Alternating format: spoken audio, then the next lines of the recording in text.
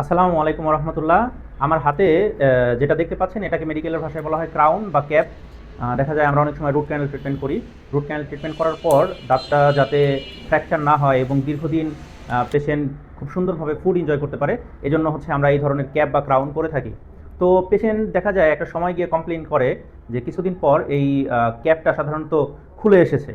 তো আজকে কথা বলবো সেই বিষয়টা নিয়েই, যে একটা ক্রাউন বা ক্যাপ করার পর আসলে কি কি কারণে খুলে যেতে পারে এবং এর প্রতিকার সমূহ নিয়ে।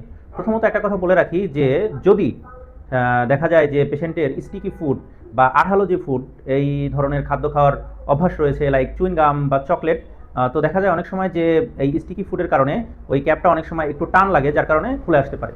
তো যদি দেখা যায় যে কারো দাঁতে রুট ক্যানেল ট্রিটমেন্ট করা হয়েছে এবং ক্যাপ করা হয়েছে, যদি এই ধরনের স্টিকি ফুড খাওয়ার অভ্যাস থাকে, তাহলে চেষ্টা করবেন ওই দাঁতটা দিয়ে ওই স্টিকি ফুড খাওয়া পরিহার করার জন্য।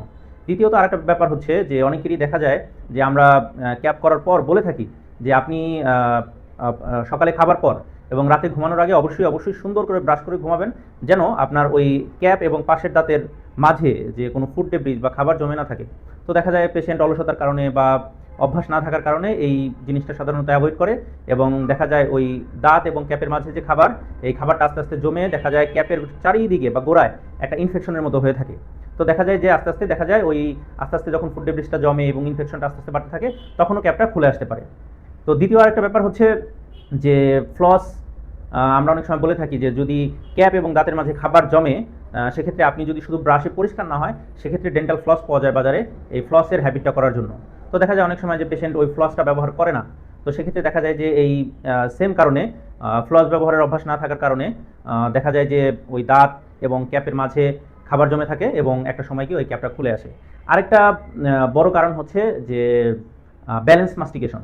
তো আমরা পেশেন্টকে বলে থাকি যে আপনি ভাত মাছ মাংস সবই খেতে পারবেন, শক্ত হাড়টা যখন খাবেন তখন চেষ্টা করবেন যে আপনার 2 বা 3 দাঁত বা একাধিক দাঁতে যদি, যাতে ওই মাস্টিকেটরি যে ফোর্স, অর্থাৎ আমরা যে শক্ত করে কামড়টা দিই এই ফোর্সটা যাতে অনেকগুলো দাঁতে পড়ে। তো আমরা যদি দেখা যায় যে ব্যালেন্স মাস্টিকেশনটা না করি, অর্থাৎ ওই নির্দিষ্ট যে দাঁতটা রুট ক্যানেল করে ক্যাপ করা হয়েছে শুধু ওই দাঁতের উপরে ভর করে একটা শক্ত হাড় কামড় দেয়, সেক্ষেত্রে ক্যাপটা ফ্র্যাকচার হতে পারে বা ভেঙে যেতে পারে।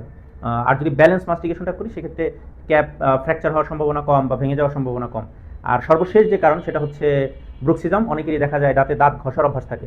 এটা হতে পারে লাইক পেশেন্ট যখন সচেতন আছে তখন, আবার যখন ঘুমিয়ে আছে তখনও হতে পারে। অর্থাৎ যদি দাঁতে দাঁত ঘষার অভ্যাস থাকে, তাহলে অবশ্যই আপনি ওই নিকটস্থ যে বিডিএস ডিগ্রিধারী চিকিৎসক তার শরণাপন্ন হন, এবং সে আপনাকে নাইট গার্ড বা এই জাতীয় যে ধরনের সলিউশন দেয়, পরামর্শ দেয়, সেই পরামর্শ অনুযায়ী চলুন। এখন কথা বলবো যে আসলে এ থেকে পরিত্রাণের উপায়সমূহ কী। পরিত্রাণের উপায়সমূহ, ফার্স্ট উপায় হচ্ছে যে আমরা বলে থাকি যে 6 মাস পর পর আপনার নিকটস্থ বিডিএস ডিগ্রিধারী চিকিৎসককে দেখান। কারণ হচ্ছে দেখা যায় যে আমরা যখন ব্রাশ করি তখন প্রপার যে ওরাল হাইজিন মেনটেন বা দাঁত ব্রাশ করার পর যে পরিষ্কার হওয়ার ব্যাপারটা, এটা অনেক সময় হয় না। তো এই জন্য 6 মাস পর পর যে উন্নত কান্ট্রি, এই উন্নত কান্ট্রিগুলোতে সাধারণত স্কেলিং পলিশিং করে রাখা হয়। আর আমাদের দেশে এখনও এটা খুব ভালোভাবে প্রচলিত হয় নাই। দেখা যায় 5 বছর 10 বছর চলে যায়, আমরা স্কেলিংটা করি না।